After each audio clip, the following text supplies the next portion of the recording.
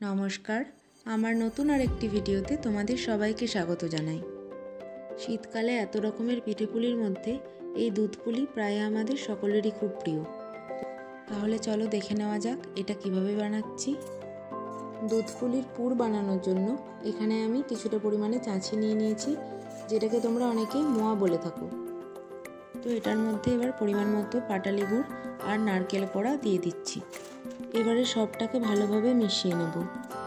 দেখো মিশ্রণটা আস্তে আস্তে গলতে শুরু করেছে। তো এবারে এটাকে এখন কিছুক্ষণ ধরে পাক দিয়ে নেব।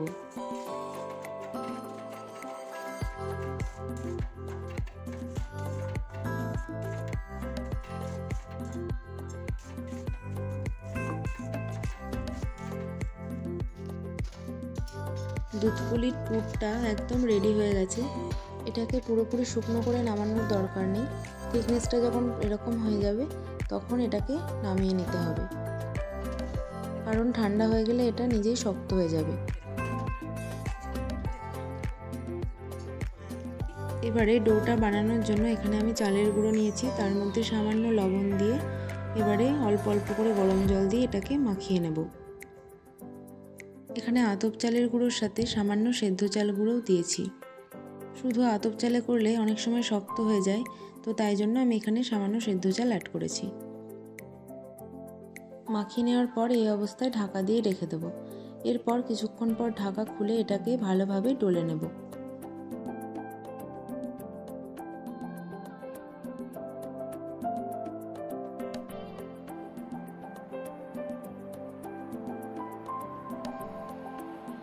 এবারে দুধটা জাল করতে বসিয়ে দিচ্ছি এবং এর মধ্যে পরিমাণ মতো পাটালি গুড় দিয়ে দিচ্ছি। তোমরা যে পরিমাণে মিষ্টি খাবে সেই পরিমাণে গুড় এখানে দেবে। আমি আমার পরিমাণ মতো এখানে পাটালি গুড় দিয়ে নিয়েছি। এবারে তখন চালের গুঁড়ো দিয়ে যে ডোটা বানালাম সেটা থেকে একে একে লেচি কেটে নেব। সব লেচি কাটা হয়ে গেছে। এবারে লেচিগুলোকে ছোট ছোট বাটির মতো করে তৈরি করে তার মধ্যে তখন যে চাঁছি, নারকেল আর গুড় দিয়ে পুরটা তৈরি করে রেখেছিলাম সেগুলো দিয়ে একে একে পুলি শেপে সব করে নিতে হবে।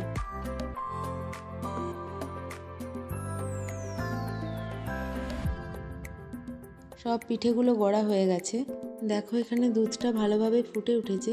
এই অবস্থায় সব পিঠেগুলো এবার দুধের মধ্যে ছেড়ে দেব। গ্যাসের ফ্লেমটা মিডিয়ামে রেখে এগুলোকে সব ভালোভাবে ফুটিয়ে নিতে হবে।